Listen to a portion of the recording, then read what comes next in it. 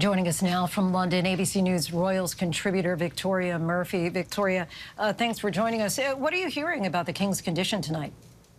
Hi there, good evening. Well, yes, a huge amount of shock here this evening, but it is actually quite difficult to get a sense of exactly how this is going to pan out for the next few weeks or months, because with this latest diagnosis, unlike the benign enlarged prostate, Buckingham Palace is being very open on the one hand, but very fiercely guarding the King's privacy on the other hand. They're saying he has cancer, but they're not saying what kind. They're saying he's receiving outpatient treatment in London, but they are not giving any details of the kind of treatment he's receiving, and they're being very clear in asking people not to speculate on or investigate that. So it is difficult to know exactly how this is going to go in the next few weeks. But one thing they are saying is that the King is wholly positive about his treatment. So that is one positive indicator in what has been very shocking news this evening.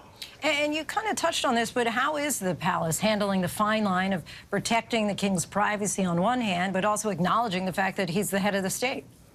You're absolutely correct, and it is an incredibly fine line, and it is ultimately up to him what he chooses to share. There is precedent for being both open and for guarding the privacy of members of the royal family, and they've kind of gone for this halfway stance where they've been transparent that he has cancer, but they're allowing him that extra degree of privacy by not focusing on the type of cancer that he has, and that does allow him more privacy around his treatment and around his condition. They acknowledge that they have to speak to the public about this. He's the head of state and he's not going to be making public appearances for a significant amount of time, but they're being very clear that he has a right to privacy, and they're very strongly saying that they expect that to be reinforced.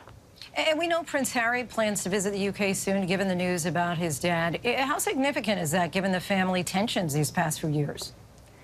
I think it's very significant that Prince Harry is planning to come over imminently and see his father. He hasn't been into the UK very much since he left. When he has returned for certain things such as court appearances, he hasn't always seen his family, and we know that those tensions still very much continue. So this announcement clearly motivating him to come over, this news, a shock we can expect to him as well, and it's clearly motivated potentially those conversations to start and perhaps those bridges to be built. And I think a lot of people are hoping that that is what will happen. And would we presume that Prince William will now be tapped to kind of step in and fill the shoes of his father in the interim?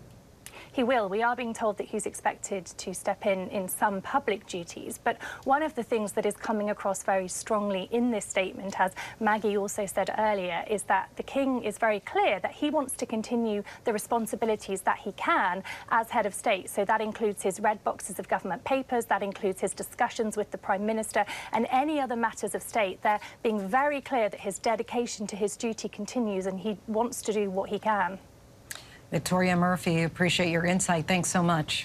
Thank you. Hi, everyone. George Stephanopoulos here. Thanks for checking out the ABC News YouTube channel. If you'd like to get more videos, show highlights, and watch live event coverage, click on the right over here to subscribe to our channel. And don't forget to download the ABC News app for breaking news alerts. Thanks for watching.